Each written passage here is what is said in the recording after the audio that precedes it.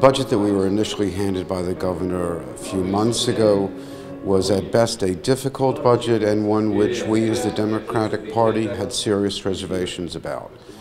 That budget proposal was exacerbated and made infinitely worse as a result of the tremendous budget shortfall that occurred as a result of assumption of tax revenue, which did not come and put this state well over $2.2 billion in the hole. The governor's leadership finally hasn't been there in terms of middle-class families, in terms of property tax relief, in terms of job opportunity. Realizing that the governor's projections were overblown, as we go forward, it's about taking care of the middle class, taking care of the low income, access to education, access to higher ed, access to medical care, and taking care of our seniors. And the budget that we're presenting today does do that. This budget, as we presented it to the governor, represents and reflects priorities that touch a vast majority of New Jerseyans.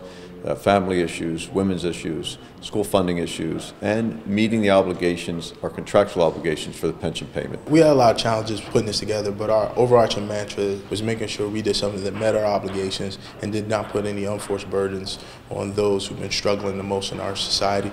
And I think we've tried to meet that challenge. It's a responsible budget, and it's something that I think that will work for each person that is working hard every day to get food on the table and to take care of their families. I think that this budget touches everyone, and when I say that, I mean it's a true middle-class type of budget.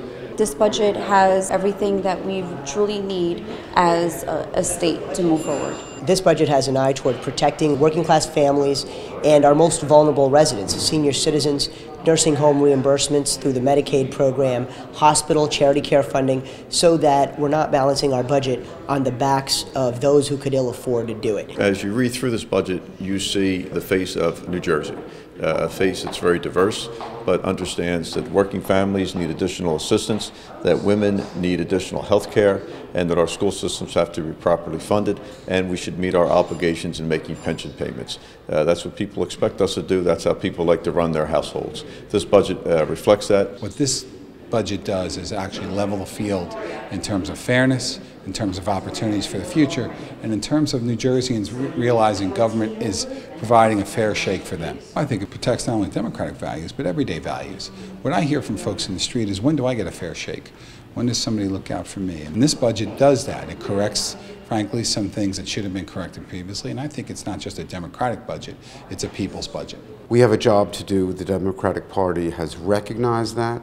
These are difficult decisions that are being made, decisions which, under any other circumstances, we would not want to make.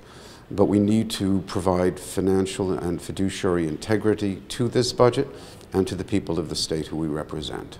This is a fiscally prudent and fiscally responsible budget.